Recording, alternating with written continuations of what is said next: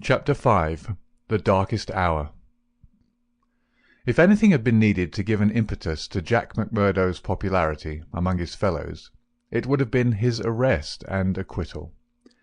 That a man on the very night of joining the lodge should have done something which brought him before the magistrate was a new record in the annals of the society. Already he had earned the reputation of a good boon companion, a cheery reveller, and withal a man of high temper, who would not take an insult even from the all-powerful boss himself.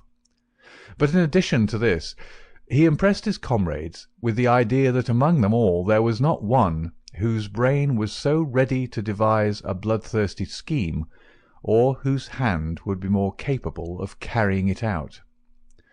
"He'll be the boy for the clean job," said the oldsters to one another, and waited their time until they could set him to his work. McGinty had instruments enough already, but he recognized that this was a supremely able one. He felt like a man holding a fierce bloodhound in leash. There were curs to do the smaller work, but some day he would slip this creature upon its prey. A few members of the lodge, Ted Baldwin among them, resented the rapid rise of the stranger, and hated him for it, but they kept clear of him, for he was as ready to fight as to laugh.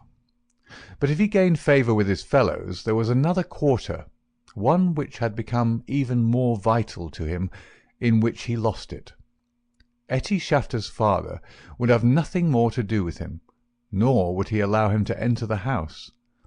Etty herself was too deeply in love to give him up altogether, and yet her own good sense warned her of what would come from a marriage with a man who was regarded as a criminal. One morning, after a sleepless night, she determined to see him, possibly for the last time, and made one strong endeavour to draw him from those evil influences which were sucking him down.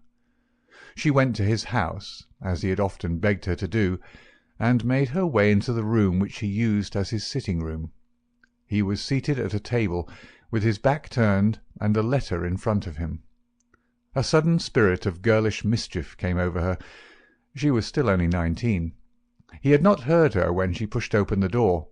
Now she tiptoed forward and laid her hand lightly upon his bended shoulders. If she had expected to startle him, she certainly succeeded, but only in turn to be startled herself. With a tiger spring he turned on her, and his right hand was feeling for her throat. At the same instant, with the other hand, he crumpled up the paper that lay before him. For an instant he stood glaring.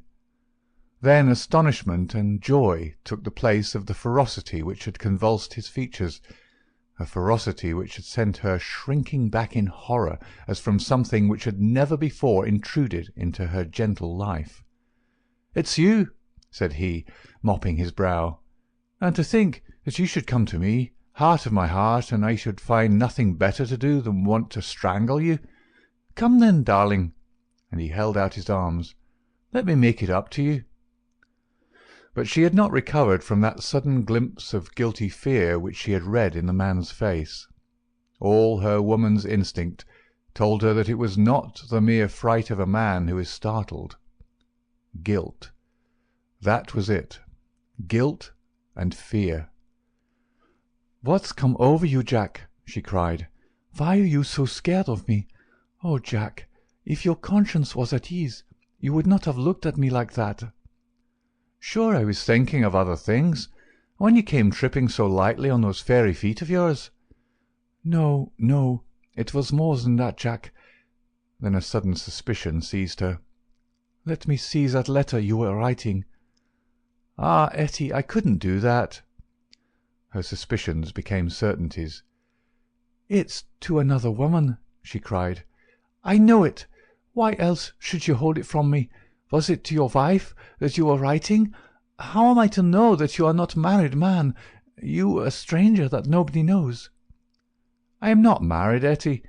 See now, I swear it. You're the only one woman on earth to me. By the cross of Christ, I swear it." He was so white with passionate earnestness that she could not but believe him. "Well then," she cried. "Well then," she cried, "why will you not show me the letter?" "I'll tell you, acushla," said he. "I'm under oath not to show it, and just as I wouldn't break my word to you, so I would keep it to those who hold my promise. It's the business of the lodge, and even to you it's a secret. And if I was scared when a hand fell on me, can't you understand it when it might have been the hand of a detective?" She felt that he was telling the truth. He gathered her into his arms and kissed away her fears and doubts. "Sit by me, then. It's a queer throne for such a queen, but it's the best your poor lover can find. He'll do better for you some of these days, I'm thinking. Now your mind is easy once again, is it not?" "How can it ever be at ease, Jack, when I know that you are a criminal among criminals, when I never know the day that I may hear you're in court for murder? McMurdo the Scourer, that's what one of the boarders called you yesterday. It went through my heart like a knife." "Sure, hard words break no bones." "But they were true." "Well, dear, it's not so bad as you think. We are but poor men that are trying in our own way to get our rights." Etty threw her arms around her lover's neck. "Give it up, Jack. For my sake, for God's sake, give it up. It was to ask you that I came here today. Oh, Jack, see, I beg it of you on my bended knees, kneeling here before you. I implore you to give it up." He raised her and soothed her with her head against his breast. "Sure, my darling, you don't know what it is you're asking.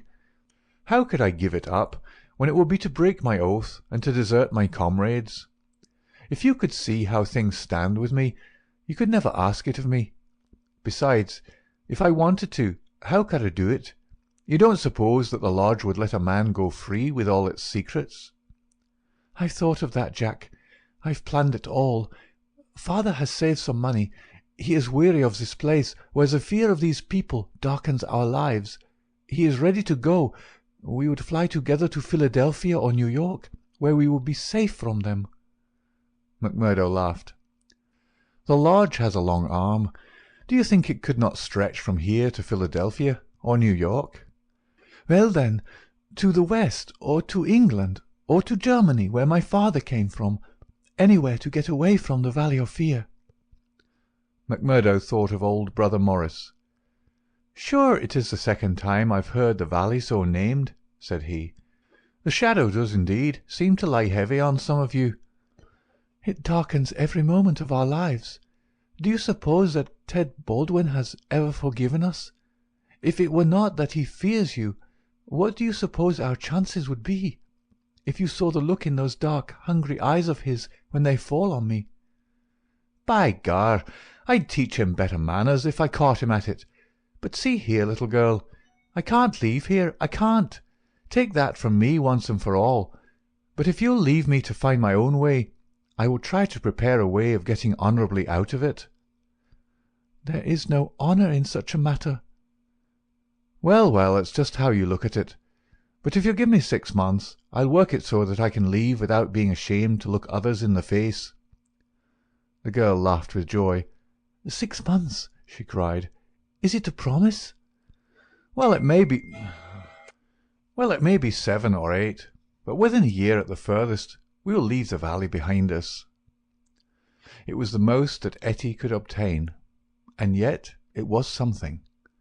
There was this distant light to illuminate the gloom of the immediate future. She returned to her father's house more light-hearted than she had ever been since Jack McMurdo had come into her life. It might be thought that as a member all the doings of the society would be told to him, but he was soon to discover that the organization was wider and more complex than the simple lodge. Even Boss McGinty was ignorant as to many things, for there was an official named the county delegate living at Hobson's Patch, farther down the line, who had power over several different lodges which he wielded in a sudden and arbitrary way. Only once did McMurdo see him, a sly little grey-haired rat of a man with a slinking gait and a sidelong glance which was charged with malice. Evans Pott was his name, and even the great boss of Vermissa felt towards him something of the repulsion and fear which the huge Danton may have felt for the puny but dangerous Robespierre. One day Scanlon, who was Macmurdo's fellow boarder, received a note from McGinty enclosing one from Evans Pott, which informed him that he was sending over 2 good men, Lawler and Andrews, who had instructions to act in the neighbourhood, though it was best for the cause that no particulars as to their objects should be given. Would the bodymaster see to it that suitable arrangements be made for their lodgings and comfort until the time for action should arrive? McGinty added that it was impossible for anyone to remain secret at the Union House, and that therefore he would be obliged if Macmurdo and Scanlon would put the strangers up for a few days in their boarding-house. The same evening the 2 men arrived, each carrying his gripsack. Lawler was an elderly man, shrewd, silent, and self-contained, clad in an old black frock-coat, which, with his soft felt hat and ragged grizzled beard, gave him a general resemblance to an itinerant preacher.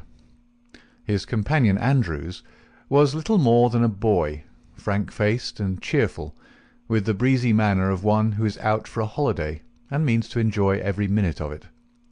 Both men were total abstainers, and behaved in all ways as exemplary members of the society, with the one simple exception that they were assassins who had often proved themselves to be most capable instruments for this association of murder.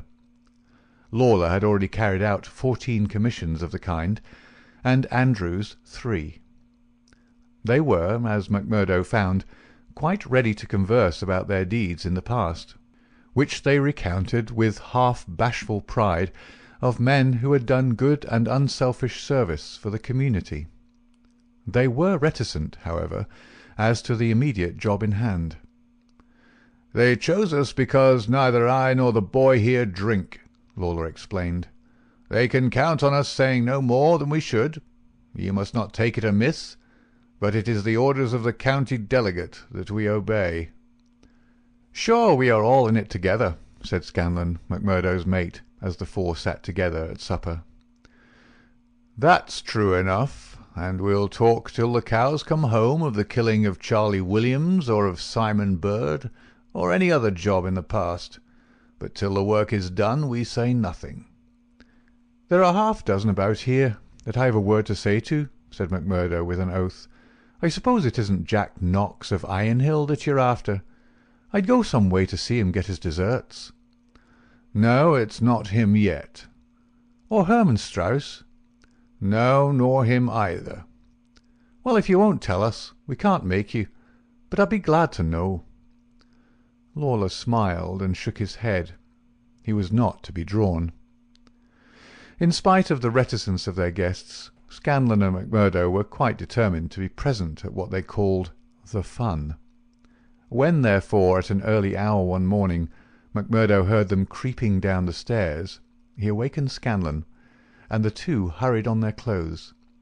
When they were dressed, they found that the others had stolen out, leaving the door open behind them. It was not yet dawn, and by the light of the lamps they could see the 2 men some distance down the street. They followed them warily, treading noiselessly in the deep snow. The boarding-house was near the edge of the town, and soon they were at the crossroads which is beyond its boundary. Here 3 men were waiting, with whom Lawler and Andrews held a short, eager conversation. Then they all moved on together. It was clearly some notable job which needed numbers. At this point there are several trails which lead to various mines.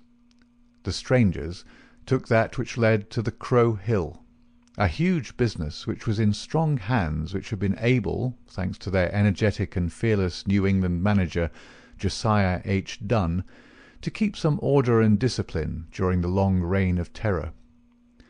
Day was breaking now, and a line of workmen were slowly making their way singly and in groups along the blackened path. Macmurdo and Scanlon strolled on with the others, keeping in sight of the men whom they followed. A thick mist lay over them, and from the heart of it there came the sudden scream of a steam whistle. It was the 10-minute signal before the cages descended and the day's labour began. When they reached the open space round the mine shaft, there were 100 miners waiting, stamping their feet and blowing on their fingers, for it was bitterly cold. The strangers stood in a little group under the shadow of the engine-house. Scanlon and McMurdo climbed a heap of slag from which the whole scene lay before them. They saw the mine engineer, a great bearded Scotchman named Menzies, come out of the engine-house and blow his whistle for the cages to be lowered. At the same instant a tall, loose-framed young man with a clean-shaved, earnest face advanced eagerly towards the pit-head. As he came forward, his eyes fell upon the group, silent and motionless under the engine-house. The men had drawn down their hats and turned up their collars to screen their faces. For a moment the presentiment of death laid its cold hand upon the manager's heart. At the next he had shaken it off, and saw only his duty towards intrusive strangers. "Who are you?" he asked as he advanced. "What are you loitering there for?" There was no answer, but the lad Andrews stepped forward and shot him in the stomach. The 100 waiting miners stood as motionless and helpless as if they were paralysed. The manager clapped his 2 hands to the wound and doubled himself up. Then he staggered away, but another of the assassins fired, and he went down sideways, kicking and clawing among a heap of clinkers. Menzies, the Scotchman, gave a roar of rage at the sight, and rushed with an iron spanner at the murderers, but was met by 2 balls in the face which dropped him dead at their very feet. There was a surge forward of some of the miners, and an inarticulate cry of pity and of anger, but a couple of the strangers emptied their 6-shooters over the heads of the crowd, and they broke and scattered, some of them rushing wildly back to their homes in Vermissa. When a few of the bravest had rallied, and there was a return to the mine, the murderous gang had vanished in the mists of the morning, without a single witness being able to swear to the identity of these men, who in front of 100 spectators had wrought this double crime. Scanlon and McMurdo made their way back, Scanlon somewhat subdued, for it was the first murder job that he had seen with his own eyes, and it appeared less funny than he had been led to believe. The horrible screams of the dead manager's wife pursued them as they hurried to the town. McMurdo was absorbed and silent, but he showed no sympathy for the weakening of his companion. "Sure it is like a war," he repeated. "What is it but a war between us and them, and we hit back where we best can." There was high revel in the lodge-room at the Union House that night, not only over the killing of the manager and engineer of the Crow Hill mine, which would bring this organisation into line with the other blackmailed and terror-stricken companies of the district, but also over a distant triumph which had been wrought by the hands of the lodge itself. It would appear that when the county delegate had sent over 5 good men to strike a blow in Vermissa, he had demanded that in return 3 Vermissa men should be secretly selected and sent across to kill William Hales of Stake Royal, one of the best known and most popular mine owners in the Gilmerton district, a man who was believed not to have an enemy in the world, for he was in all ways a model employer. He had insisted, however, upon efficiency in the work, and had therefore paid off certain drunken and idle employees who were members of the all-powerful society. Coffin notices hung outside his door had not weakened his resolution, and so in a free civilized country he found himself condemned to death. The execution had now been duly carried out. Ted Baldwin, who sprawled now in the seat of honour beside the bodymaster, had been chief of the party. His flushed face and glazed, bloodshot eyes told of the sleeplessness and drink. He and his 2 comrades had spent the night before among the mountains. They were unkempt and weather-stained. But no heroes, returning from a forlorn hope, could have had a warmer welcome from their comrades. The story was told and retold amid cries of delight and shouts of laughter. They had waited for their man as he drove home at nightfall, taking their station at the top of a steep hill, where his horse must be at a walk. He was so furred to keep out the cold that he could not lay his hand on his pistol. They had pulled him out and shot him again and again. He had screamed for mercy. The screams were repeated for the amusement of the lodge. "Let's hear again how he squealed!" they cried. None of them knew the man, but there is eternal drama in a killing, and they had shown the Scourers of Gilmerton that the Vermissa men were to be relied upon. There had been one contretemps, for a man and his wife had driven up while they were still emptying their revolvers into the silent body. It had been suggested that they should shoot them both, but they were harmless folk who were not connected with the mines, so they were sternly bidden to drive on and keep silent, lest a worse thing befall them. And so the blood-mottled figure had been left as a warning to all such hard-hearted employers, and the three noble avengers had hurried off into the mountains, where unbroken nature comes down to the very edge of the furnaces and the slag-heaps. Here they were safe and sound, their work well done, and the plaudits of their companions in their ears. It had been a great day for the Scourers. The shadow had fallen even darker over the valley. But as the wise general chooses the moment of victory in which to redouble his efforts, so that his foes may have no time to steady themselves after disaster, so Boss McGinty, looking out upon the scene of his operations with his brooding and malicious eyes, had devised a new attack upon those who opposed him. That very night, as the half-drunken company broke up, he touched McMurdo on the arm and led him aside into that inner room where they had their first interview. "See here, my lad," said he, "I've got a job that's worthy of you at last. You'll have the doing of it in your own hands." "Proud I am to hear it," McMurdo answered. "You can take 2 men with you, Manders and Riley. They have been warned for service. We'll never be right in this district until Chester Wilcox has been settled, and you'll have the thanks of every lodge in the coalfields if you can down him." "I'll do my best, anyhow. Who is he, and where shall I find him?"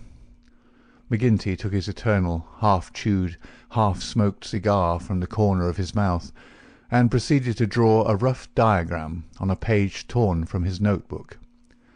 "He's the chief foreman of the Iron Dyke Company. He's a hard citizen, an old colour sergeant of the war, all scars and gristle. We've had 2 tries at him, but had no luck, and Jim Carnaway lost his life over it. Now it's for you to take it over.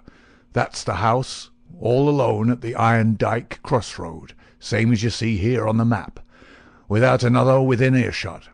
It's no good by day. He's armed and shoots quick and straight, with no questions asked. But at night, well, here he is with his wife, 3 children and a hired help. You can't pick or choose, it's all or none. If you could get a bag of blasting powder at the front door with a slow match to it." "What's the man done?" "Didn't I tell you he shot Jim Carnaway?" "Why did he shoot him?" "What in thunder has that to do with you? Carnaway was about his house at night, and he shot him. That's enough for me and you. You've got to settle the thing right." "There's these 2 women and the children. Do they go up too?" "They have to. Else how can we get him?" "It seems hard on them, for they've done nothing." "What sort of fool's talk is this? Do you back out?" "Easy, counsellor, easy. What have I ever said or done that you should think I would be after standing back from an order of the bodymaster of my own lodge? If it's right or if it's wrong, it's for you to decide." "You'll do it, then?" "Of course I'll do it." "When?" "Well, you had best give me a night or 2 that I may see the house and make my plans. Then—" "Very good," said McGinty, shaking him by the hand. "I leave it with you. It'll be a great day when you bring us the news. It's just the last stroke that'll bring them all to their knees." McMurdo thought long and deeply over the commission which had been so suddenly placed in his hands. The isolated house in which Chester Wilcox lived was about 5 miles off in an adjacent valley, That very night he started off all alone to prepare for the attempt. It was daylight before he returned from his reconnaissance. Next day he interviewed his two subordinates, Manders and Riley, reckless youngsters who were as elated as if it were a deer hunt. 2 nights later they met outside the town, all 3 armed, and one of them carrying a sack stuffed with the powder which was used in the quarries. It was 2 in the morning before they came to the lonely house. The night was a windy one, with broken clouds drifting swiftly across the face of a 3/4 moon. They had been warned to be on their guard against bloodhounds, so they moved forward cautiously with their pistols cocked in their hands. But there was no sound save the howling of the wind, and no movement but the swaying branches above them. MacMurdo listened at the door of the lonely house, but all was still within. Then he leaned the powder bag against it, ripped a hole in it with his knife, and attached the fuse.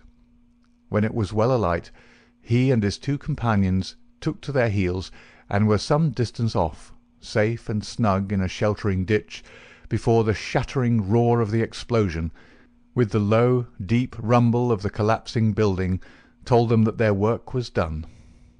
No cleaner job had ever been carried out in the blood-stained annals of the Society.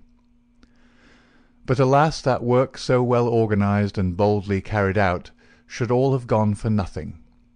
Warned by the fate of the various victims, and knowing that he was marked down for destruction, Chester Wilcox had moved himself and his family only the day before to some safer and less known quarters, where a guard of police should watch over them. It was an empty house which had been torn down by the gunpowder, and the grim old colour sergeant of the war was still teaching discipline to the miners of Iron Dyke. "Leave him to me," said MacMurdo. "He's my man, and I'll get him, sure, if I have to wait a year for him." A vote of thanks and confidence was passed in full lodge, and so for the time the matter ended. When a few weeks later it was reported in the papers that Wilcox had been shot at from an ambuscade, it was an open secret that MacMurdo was still at work upon his unfinished job. Such were the methods of the Society of Free Men, and such were the deeds of the Scourers by which they spread their rule of fear over the great and rich district which was for so long a period haunted by their terrible presence. Why should these pages be stained by further crimes? Have I not said enough to show the men and their methods? These deeds are written in history, and their records wherein one may read the details of them.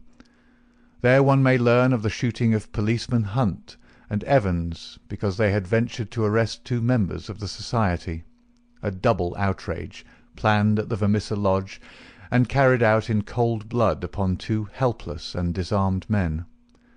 There also one may read of the shooting of Mrs. Larby when she was nursing her husband, who had been beaten almost to death by orders of Boss McGinty, the killing of the elder Jenkins, shortly followed by that of his brother, the mutilation of James Murdoch, the blowing up of the Staphouse family, and the murder of the Stendals, all followed hard upon one another in the same terrible winter. Darkly the shadow lay upon the valley of fear. The spring had come with running brooks and blossoming trees. There was hope for all nature bound so long in an iron grip. But nowhere was there any hope for the men and women who lived under the yoke of the terror. Never had the cloud above them been so dark and hopeless as in the early summer of the year 1875. End of chapter 5.